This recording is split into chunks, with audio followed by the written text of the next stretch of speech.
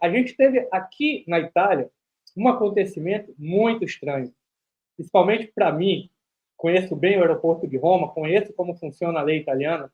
Se duas pessoas qualquer, elas brigam dentro do aeroporto de Roma, que tem câmera por todo lado, elas são conduzidas a uma salinha e ali é feito o que se chama aqui na Itália o exposto. O que quer dizer exposto?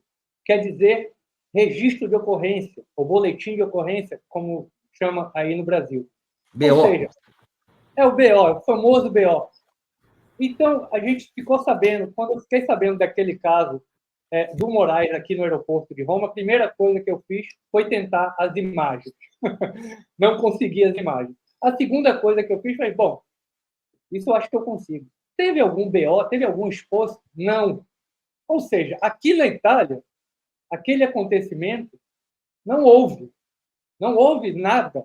Não tem nenhum tipo de registro daquilo, o que é muito incomum. Pô, a gente sabe como é aeroporto, as pessoas ficam estressadas, o voo atrasa, voo cancelado, gente na fila, criança chorando, a atendente sendo mal educada, enfim, tem confusão no aeroporto. É um ambiente estressante na maioria das vezes. As pessoas, às vezes, vão para vias de fato. Não tem nenhum registro de ocorrência, mas, gente, bastou a palavra do Moraes para a imprensa propagandista do sistema, a imprensa propagandista do regime Lula, sair anunciando que a família Mantovani tinha agredido o Moraes. O jornal Globo fez um anime ridículo. O ex-presidiário falou que aquelas pessoas, uma família, gente, tinham que ser extirpadas da sociedade. Mas agora, nada como um dia após a outro e a noite no meio. Né? Nesses casos foram vários dias e várias noites. As imagens, depois de muita insistência da família Mantovani, da defesa da família Mantovani, foram analisadas por Ricardo Molina. Não é um perito qualquer. Ricardo Molina é a maior autoridade em análise de imagens, de áudios no Brasil. Após essa análise, ficou comprovada, olha só isso, gente. Olha só, parece coisa de Venezuela, né? Eu fico triste em ver que a Venezuela está virando o Brasil. As imagens foram editadas. Lembre-se, havia primeiro um delegado da Polícia Federal responsável pelo caso. Ele não quis oferecer nenhum tipo de denúncia, ele analisou tudo. Não tem nada aqui. Ele foi colocado para escanteio. O Xandão colocou um jagunço lá para tomar conta do inquérito. Esse delegado novo aceitou oferecer a denúncia. Gente, as imagens foram editadas, as imagens do aeroporto de Roma mostram que foi o filho do Moraes que deu um tapa na nuca, em alguns lugares conhecido também como pescoção, né? Um tapa na nuca de um dos membros da família Mantovani, que se virou e acabou atingindo o Moraes, o filho do Moraes, no óculos. Né? Ou seja, Olha, é um escândalo. Né? olha que novidade, né, a respeito disso. Todo mundo já sabia que a história não estava muito bem contada. Todo mundo sabe como funcionam essas situações aqui.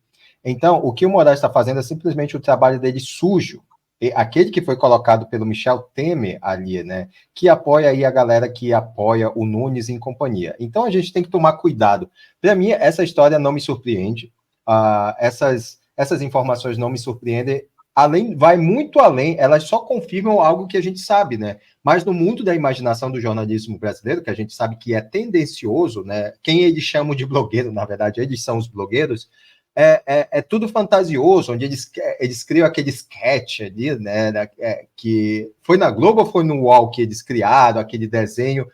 Aí depois, meses, a gente fica sabendo que é mentira, né? Mas, segundo todo o seu background do que eles têm feito nos últimos anos, desde 2019, fica muito claro, né? Então, o que a gente vê é só essa disseminação da imprensa, inclusive, né, não tem muito a ver, um congresso totalmente anulado, com medo. Eu sempre falo assim, eles provavelmente têm uma arma na cabeça deles, né, onde eles não podem se manifestar. Inclusive os senadores, né?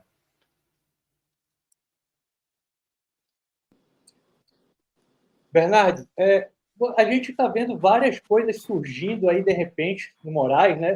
Teve vazamento do Glenn Greenwald, que está sendo publicado piano a piano, como diz aqui na Itália, né? Pouco a pouco, em doses homeopáticas, né? Esses vazamentos que comprovam que o Moraes e a sua gangue usavam o TSE para produzir provas para processos criminais, para perseguir os adversários do Moraes em processos criminais. Ele usava o TSE para isso.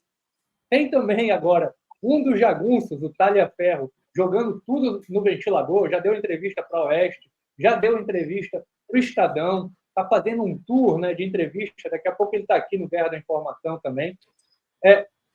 Agora, essas imagens surgindo, isso é um sinal que talvez o próprio sistema que o Moraes beneficiou, o próprio regime, né, que o Moraes beneficiou, ele já está dando alguns sinais de que o Moraes já cumpriu a missão dele e que ele pode ser descartado, ou ainda é cedo para a gente falar isso? Meu irmão, quando a pessoa não tem limite, o fim é o limite. Me parece que estão colocando, então, o fim.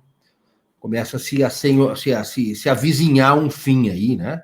E essas imagens trazidas aí da Itália revelam que o sistema, ele manipula. O sistema aqui no Brasil manipula. Então, manipulou imagens, está aí agora aprovado pelo Ricardo Molina. Quem é o Ricardo Molina? Pô, esse cara aí o próprio sistema deu crédito para ele. Ele fez lá toda a cobertura, por exemplo, da morte do PC Farias, né?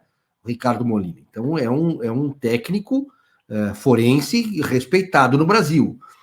Mas nós temos mais elementos aí que também precisam ser considerados, que a mídia, né, com esse anime, ou com esse HQ, essa história em quadrinhos, né, a mídia, ela... Eu vou lembrar que quando eu cheguei em São Paulo, 30 anos atrás, nós tínhamos um caso recente que havia acontecido, que era o caso da escola base, que um funcionário estaria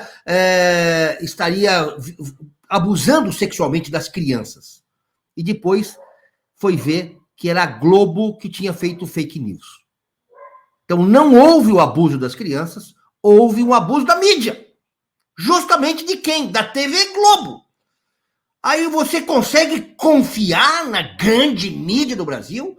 A grande imprensa, num passado recente, e eu fiz parte dela, ela ouvia os dois lados. Ela tinha cuidados, né? Mas agora se converteu a uma perversidade pelo poder, que é uma coisa impressionante. Então, hoje, eu confesso que eu não confio em nada da grande imprensa. Não confio em absolutamente nada da grande imprensa. E me coloco hoje como um ex-jornalista, porque eu não consigo dizer, poxa, será mesmo que eu sou jornalista? Ter feito parte dessa grande imprensa? E confesso que tenho vergonha. Uma vergonha, eu fico rubro, envergonhado de ver a mídia que nós temos no Brasil. É uma coisa triste, e eu vou te dizer mais, tá? É mundial o fenômeno, ou melhor, é no Ocidente, porque se nós olharmos, nós temos aí 10, 12 grandes agências de notícias, EFE da Espanha, BBC de Londres, Deutsche Welle da Alemanha, sabe? Bloomberg, você tem CNN, você tem Thomson Reuters, são grandes agências. Todas têm o mesmo comando. Se você olhar as notícias, elas mudam um pouquinho a estrutura, mas o viés é o mesmo. O que significa isso? Dominação de mercado. Se eu quiser te dizer assim, olha, segue as notícias, porque aí você vai investir melhor na Bolsa. Vocês entenderam que eles comandam a Bolsa de Valores através de notícias? Então, as notícias são favoráveis quando eles estão ganhando dinheiro e desfavoráveis quando eles também estão ganhando dinheiro. Viu, Bernardo? A gente sabe muito bem, né, como é que funciona essa questão da mídia, né? E a gente achava que a gente tinha liberdade, assim, redes sociais, temos liberdade, agora finalmente liberdade. E a gente teve aí nos últimos dias a confissão do Meta, né? Simplesmente do dono do Meta, que de fato ele obedecia as ordens, principalmente ali do governo Biden, né, Kamala Harris, Joe Biden, para censurar opositores, para distorcer algumas informações, ou seja, para direcionar a questão das redes sociais ali para um lado. Ou seja, tu tem um desequilíbrio totalmente nessa questão. Então, a gente sabe que, como você bem falou, dominação. Ou seja, se você tem um grupo que comanda diversas emissoras, obviamente que esse grupo vai direcionar para onde ele estiver ganhando dinheiro. Então, a informação ela não tem mais aquela questão da imparcialidade, aquela questão natural que é informar os ouvintes e os ouvintes formem a sua opinião. Ou seja, estou te dando aqui um fato, estou te informando de um acontecimento. A opinião é com vocês. Hoje em dia, não. Nem as redes sociais a gente consegue se ver livre disso. Então, estamos cercados por todos os lados. Né? E quem geralmente fala a verdade, como Terça Livre, como você, né, sempre foi um jornalista que fala a verdade e duro também, né, no sentido dessa busca pela verdade, esclarecer as pessoas. Nós sofremos essas perseguições, por isso que tem o Guerra da Informação, por isso que tem o Bernard, por isso que tem alguns poucos que ainda resistem. Né? Então a gente tem que... Fica o meu apelo aí para o pessoal seguir o Guerra da Informação, compartilhar cada vez mais, se inscrever, entra no site do conservador.org.br. É sensacional o site. Eu estava olhando agora há pouco. Se inscrevam, assinem a ficha. Vocês estão fazendo parte de uma história. Essa história está no início. A gente não vai vencer a guerra agora, imediatamente. São várias batalhas. Então, fica a dica aí para vocês. Se inscrevam no site ali do conservador.org para a gente começar a ganhar as batalhas. É uma guerra a longo prazo. E todos vocês aí são parte dessa história. Então, fica a minha dica aí.